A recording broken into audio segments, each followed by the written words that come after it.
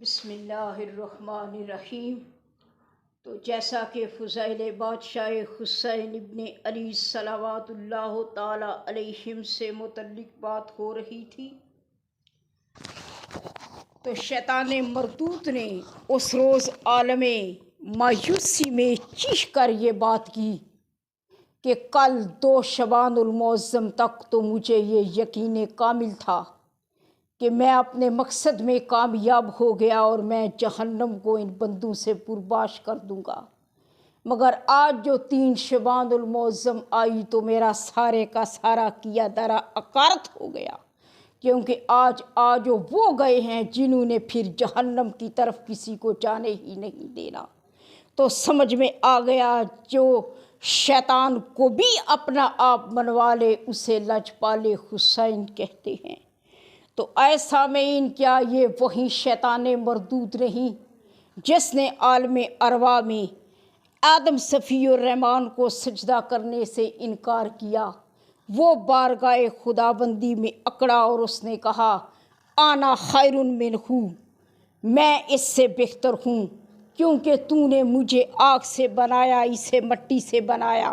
لہٰذا میں تو اس سے بہتر ہوں، میں کیوں کر اس کے آگے جھکوں؟ تو سامعین، جب یہی ملعون کربلائے معلیٰ میں آیا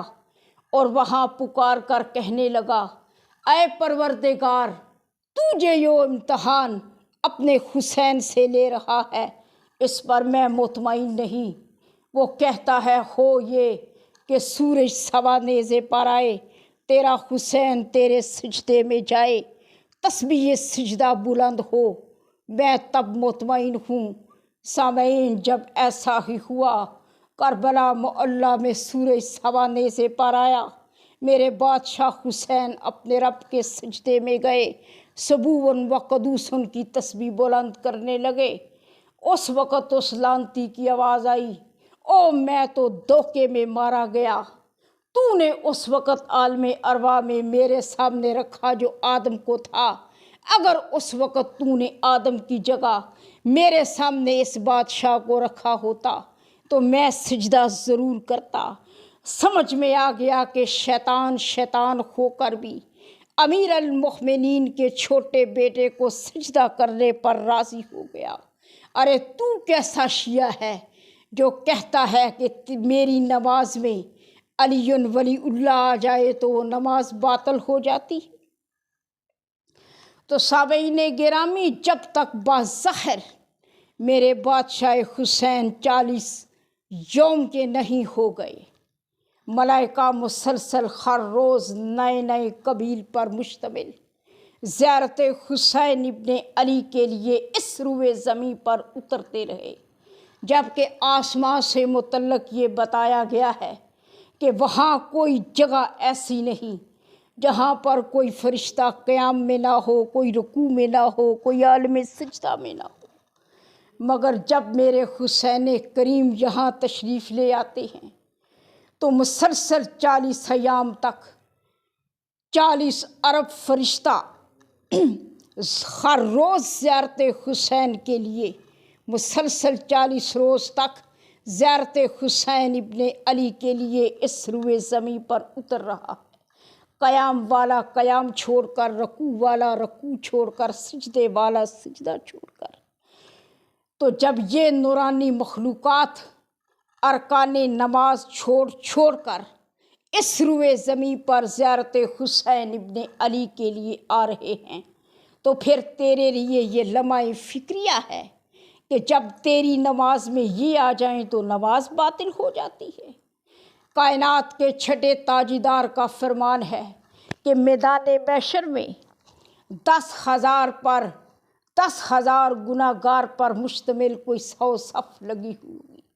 جن میں سے پوری 99 صفیں فقط میرے جد نامدار حسین ابن علی بخشوائیں گے، اور فقط 1 صف ہم 11 مل کر بخشوائیں گے۔ لہٰذا ضرورت اس امر کی ہے کہ پہلے حسینی بن، پھر حسینی رہ، اور پھر حسینی مر۔ تو سامعین گرامی، تاریخ سفر کربلا یہ بتاتی ہے کہ دوران سفر جب میرے مولا مدینہ سے عازم کربلا تھے، تو میرے مولا کی ملاقات ایک منزل پر پہنچ کر عبداللہ بن خرجوفی نامی سے ہوتی ہے، جو قافلوں پہ قافلے لوٹا کرتا تھا، ہزاروں قتل کیا کرتا تھا اور ایک نامی گرامی رخزن تھا۔ میرے مولا نے اس سے فرمایا، اے جو گناہوں کے پہاڑ اٹھائے پھرتے ہو، میری راہ میں لہو بہاؤ اور دو ڈالو۔ گویا آج سے 1400 برس پہلے امیر المؤمنین کے لال نے یہ فتویٰ دے دیا کہ جو کوئی میری راہ میں لہو بہائے اس کے گناہ دھل جائیں گے۔ تاریخ بتاتی ہے کہ جب کربلا معلیٰ میں روز عاشور سرکار جون حبشی نے میرے اسی مولا سے اذن جہاد طلب کیا تھا، تو آپ نے فرمایا تھا کہ اے جون، تو ہمارے غلام کا غلام ہے، کیونکہ سرکار جون در حقیقت سرکار ابو ذر غفاری کے غلام تھے۔ تو جہاد نہ بھی کر تب بھی ہم تجھ پر راضی ہیں۔ اس پر سرکار جون چلائے اور فرمایا، اچھا تو مولا، کیونکہ میرا رنگ کالا ہے، میں حبشی و نسل ہوں اور میری نسل میں بدبو ہے، اس لیے آپ نہیں چاہتے کہ میرا یہ کالا اور بدبودار لہو آپ کے طیب و طاہر اور خوشبودار لہو کا حصہ بنے، اس لیے آپ مجھے اذن جہاد نہیں دیتے۔ یہ سن کر لجپال حسین فرماتے ہیں، اچھا تو یہ بات ہے، تو پھر سن اے جون، 12 کو سے تیرے لہو کی خوشبو کے چنگے نہ آئیں تو مجھے حسین ابن علی کون کہے۔ سامعین گرامی،